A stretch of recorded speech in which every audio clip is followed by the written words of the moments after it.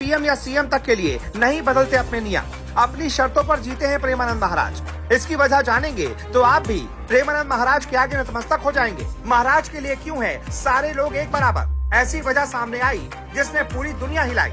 जी, इस वक्त ये खबर सोशल मीडिया पर छाई हुई है।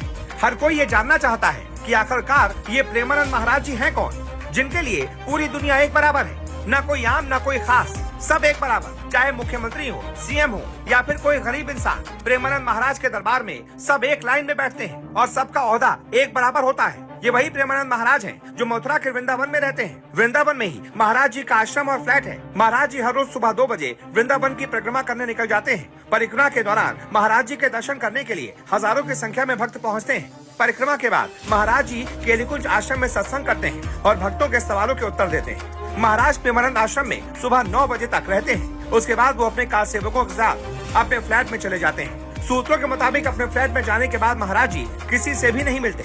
वो सबसे पहले कुछ देर आराम करते हैं और उसके बाद देर रात तक राधा रानी का ध्यान करते हैं। जानकारी के मुताबिक उस दौरान उनके पास सिर्फ और सिर्फ कुछ ही कार सेवक मौजूद रहते हैं। सूत्रों के मुताबिक जानकारी ये भी मिली है कि चाहे कोई आमजन हो या फिर वीआईपी, महाराज जी के फ्लैट में जाने के बाद किसी से भी मुलाकात नहीं करते। साफ तौर पर समझें तो महाराज जी सुबह 9 बजे के बाद किसी से भी नहीं मिलते। इसके बाद महाराज जी अगली सुबह 2 बजे अपने कार सेवकों के साथ पदयात्रा पर निकलते हैं और उसी दौरान अपने भक्तों को दर्शन देते हैं। प्रेमानंद महाराज अपने प्रवचनों में कई बार जिक्र कर चुके हैं कि उन्होंने 13 साल की उम्र में अपना घर गाँव छोड़ दिया था। जब हमने प्रेमानंद महाराज के आश्रम के सूत्रों से पता किया तो जानकारी मिली कि प्रेमानंद महाराज जी की उम्र लगभग 60 साल के बराबर है। जब वो वाराणसी में थे तब एक अजनबी संत ने प्रेमानंद महाराज को एक रासलीला कार्यक्रम में आने का न्योता दिया था, मगर प्रेमानंद महाराज इसमें जाने के मूड में जरा भी नहीं थे। हालांकि किसी तरह उस संत ने उन्हें रासलीला में आने के लिए मना लिया था।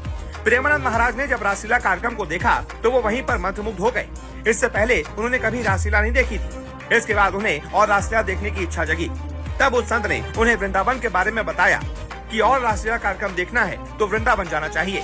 इसके बाद से ही प्रेमानंद महाराज जी वृंदावन आ गए और हमेशा हमेशा के लिए यहीं पर बस गए। जब वो यहाँ पर आए तो उन्होंने देखा कि भगवान के लिए सब एक बराबर होते हैं, ना कोई वीआईपी होता है ना कोई खास होता है। बस उसी दिन से उन्होंने भी ठान लिया कि वो जितने भी प्रवचन देंगे सबके लिए एक बराबर देंगे। किसी से भी मिलेंगे तो सबको एक बराबर आशीर्वाद देंगे, चाहे कोई मुख्यमंत्री आ जाए, कोई प्रधानमंत्री आ जाए, कोई लखपति करोड़पति आ जाए। प्रेमानंद महाराज जी के आगे सब एक बराबर होंगे। इसी वजह से महाराज जी का नाम दुनिया दुनिया तक पहुंच रहा है। उनके वीडियोस सोशल मीडिया पर लगातार छाए रहते हैं। आज हिंदुस्तान का बच्चा बच्चा प्रेमानंद महाराज जी को जानता है, उनके प्रवचनों को सुनता है। ऐसे में आप बताइए, आपको प्रेमानंद महाराज की ये बात कैसी लगती है कि उनके लिए सब